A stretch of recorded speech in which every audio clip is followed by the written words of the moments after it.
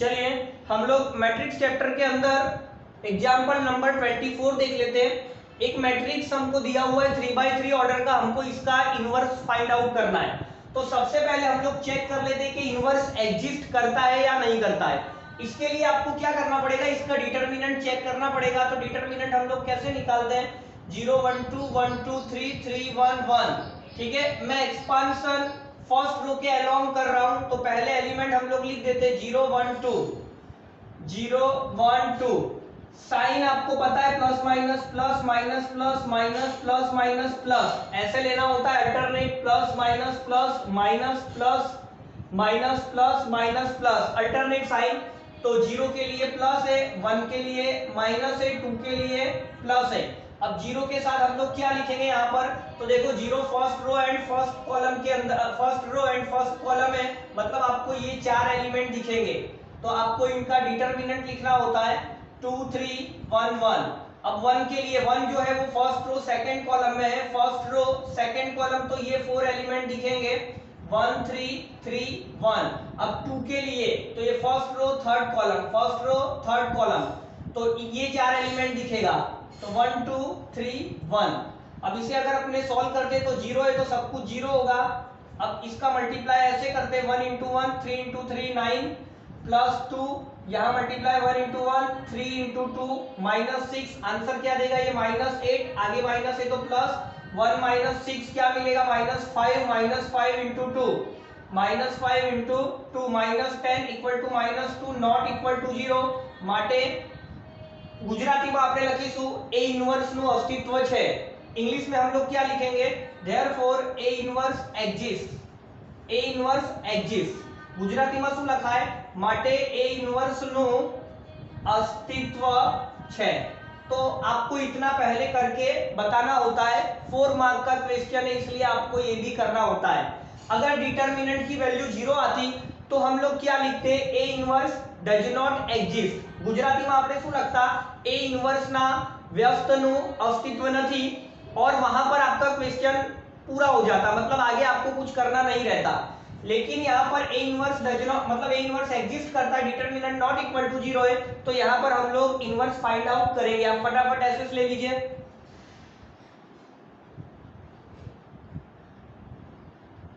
चलो इसके बाद अब हम लोग इसका इनवर्स फाइंड आउट करना शुरू करेंगे। इनवर्स एग्जिस्ट तो कर रहा है, चलिए तो हम लोग कैसे स्टार्ट करते थे, a = IA लेकर स्टार्ट करते हैं। a हमें क्या दिया है, 0 1 2 1 2 3 3 1 1। I का मतलब आइडेंटिटी मैट्रिक्स। अब यहाँ क्या करना है, हमको स्टेप्स ही फॉलो करने, आप लोग को अब तो याद हो गया होगा, A11 में 1 लाना होता है यहाँ पर, और इसके नीचे second row first column, third row first column, इन दोनों को 0 बनाना होता है साथ में। तो पहले अपने यहाँ पर 1 लाने को ट्राई करते हैं। देखिए इसके नीचे 1 है, तो मैं यहाँ पर क्या करूंगा, R1 और R2 को इंटरचेंज, ठीक है, ये दोनों इंटरचेंज होगा तो यहाँ पे 1 आ जाएगा। तो देयरफॉर 1 2 3 और 0 1 2, फर्स्ट एंड सेकंड रो आपस में इंटरचेंज हो रहा है। अब नीचे वाला जो थर्ड है उसमें तो कुछ करना नहीं है। अच्छा, जो ऑपरेशन यहाँ लगा वही यहाँ पर लगाना है। तो सेकंड जो है 0 1 0 1 0 0 होगा, और ये 0 0 1 होगा, ठीक है। 0 1 0 ऊपर चला गया, 1 0 0 सेकंड रो में आ गया, थर्ड वाले में कोई चेंज नहीं। अपना पहला स्टेप कंप्लीट, यहाँ पे 1 लाना था। अब A210, यहाँ हमें मेहनत करने की जरूरत नहीं है, अपने आप बन रहा है। यहाँ पर 0 जो है वो अपने आप आ रहा है, हमें मेहनत करने की जरूरत ही नहीं है। तो अब हमको सिर्फ ये वाला स्टेप करना है, A31 में 0 लाना है, थर्ड रो फर्स्ट कॉलम। तो यहाँ 0 लाने के लिए आप क्या करेंगे, R3 implies R3।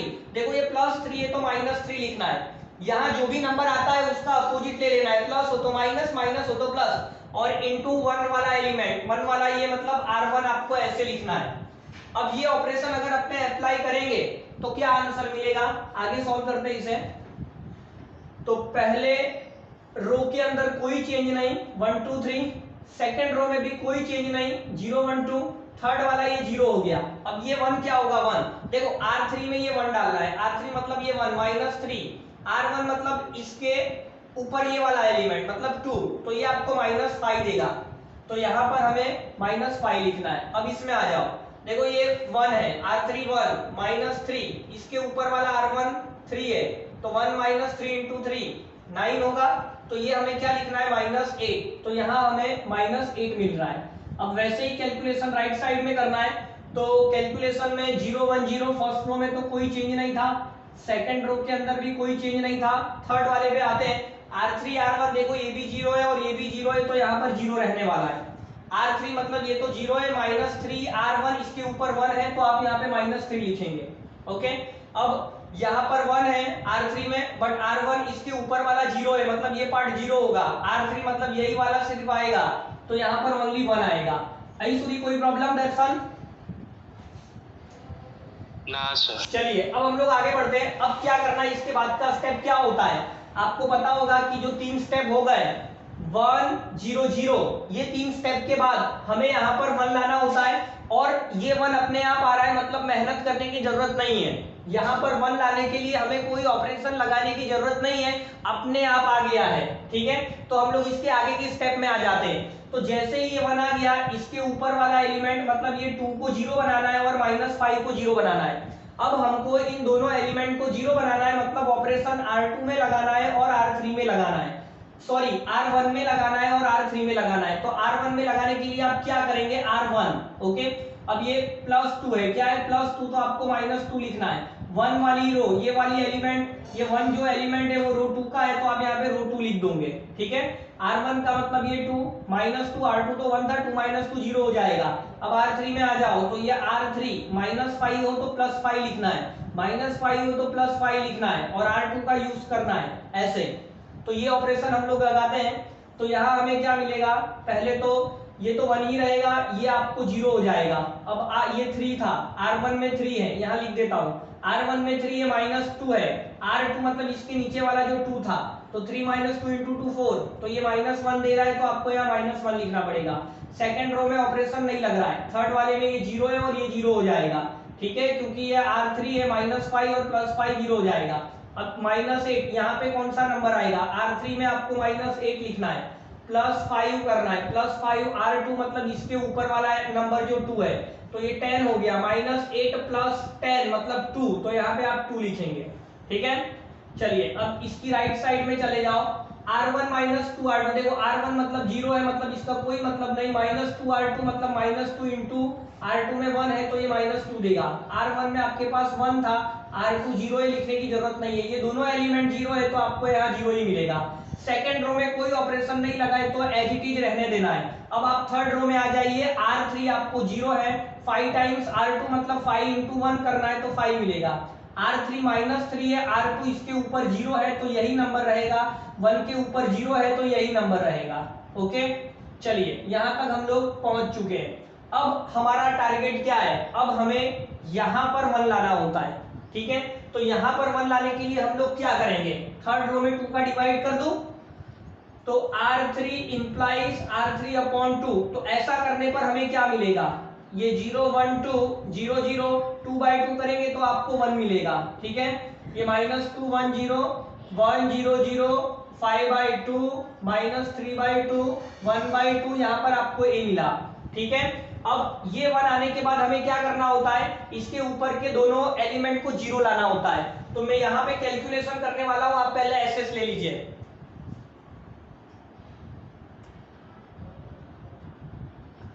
चलो थैंक यू दर्शन एसएस। हाँ सर। ओके, तो अब हम लोग आगे बढ़ते हैं।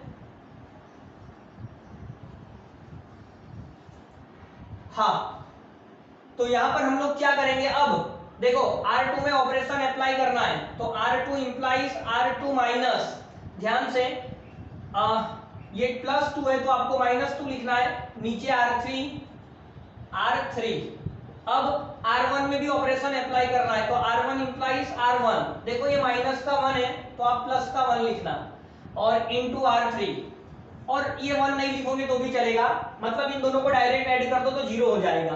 तो देयरफॉर क्या आंसर मिलेगा, तो 0 में 1 डालोगे तो 1 ही रहेगा, 0 में 0 ऐड करोगे 0 रहेगा। पहले ये अप्लाई कर रहा हूं, 1 - 1 में ऐड होगा तो आपको क्या दे देगा, 1 - 1 आपको 0 दे देगा।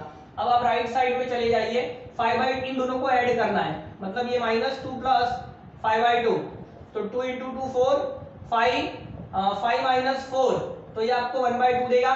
तो यहाँ पर अपने 1/2 लिखेंगे।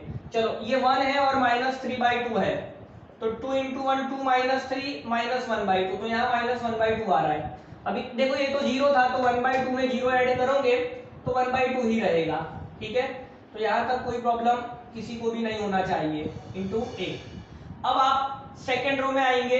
देखो थर्ड के अंदर तो कोई चेंज नहीं था, तो पहले मैं थर्ड वाले को लिख ही देता हूँ, 0 0 1। यहाँ पे थर्ड रो क्या था 5/2, यहाँ क्या था -3/2, यहाँ क्या था 1/2, ओके। अब अपने को सेकंड रो के अंदर ऑपरेशन लगाना है, तो एलिमेंट चेंज होगा।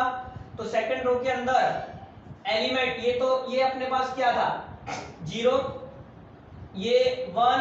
अब देखो R2, अब ऊपर आ जाओ, R2 मतलब 2, -2 R3 मतलब 2 - 2, ये 0 होगा। यहाँ पर हमें आइडेंटिटी मैट्रिक्स मिल चुका है, मतलब यहाँ पे अपना आंसर आने की तैयारी में, जो भी आएगा वही आंसर होगा।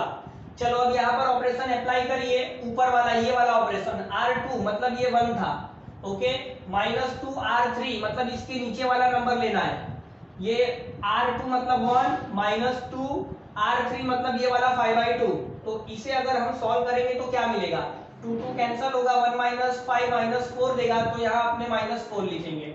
चलिए अब नेक्स्ट एलिमेंट पर आइए, ये 0 को हटाना है, तो R2 में ये 0 है, -2 R3, उसके नीचे वाला -3/2 है, 2 2 कैंसिल होगा, माइनस +3 होगा, तो यहाँ +3 लिखेंगे।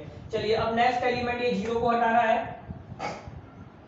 तो R2 में अपने पास क्या है 0, ये वाला 0, -2 R3, उस 0 के नीचे वाला 1/2, 2 2 कैंसिल, तो -1।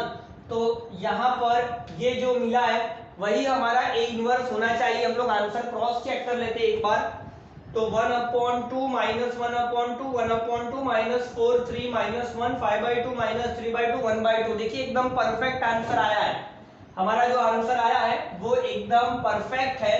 तो therefore A inverse is equal to में क्या लिखूंगा, 1/2 -1/2 1/2 -4 3 -1 5/2 -3/2 1/2, ये हमारा आंसर होगा। आप जैसा मैंने लिखा है आप पूरा सेम कॉपी करके आते हो, तब आपको एग्जाम में 4 आउट ऑफ 4 मार्क मिलेगा, ठीक है। आप इसका एसएस ले लीजिए, फिर आगे करते हैं।